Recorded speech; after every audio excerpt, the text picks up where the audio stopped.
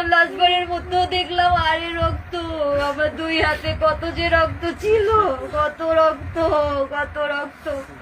আমার হাজবেন্ড অনেক কষ্ট পেয়ে মারা গেছে, অনেক কষ্ট পেয়ে মারা গেছে। আমি জীবনে ভুলতে পারবো না, আমার সারা জীবনের আক্ষেপ থাকবে। আমি আমার শাশুড়ির হাতে পায়েও ধরে বলেছিলাম যে আমার একটু সংসারটা করতে দেন, আমার শাশুড়ি আমাকে সংসার করতে দেয়নি।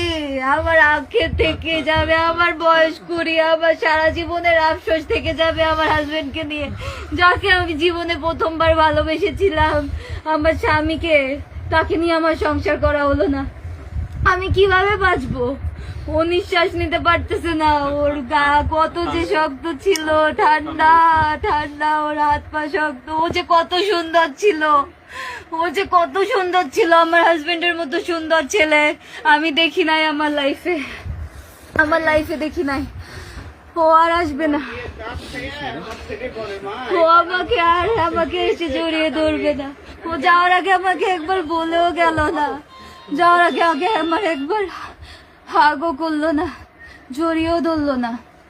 ও নিজের মতো চলে গেল। কত অভিমান, কত কষ্ট নিয়ে যে ও চলে গেল, কত অভিমান নিয়ে চলে গেল। আমাকে নিয়ে যেতে পারতো, ও তো আমাকে ভালোবাসতো, ও তো জানতো আমি ওকে ছাড়া বাঁচবো না।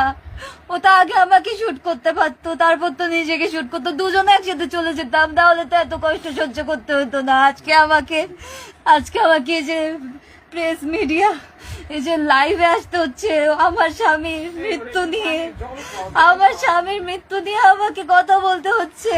আমার স্বামী আমাকে কি করে দিয়ে চলে গেল।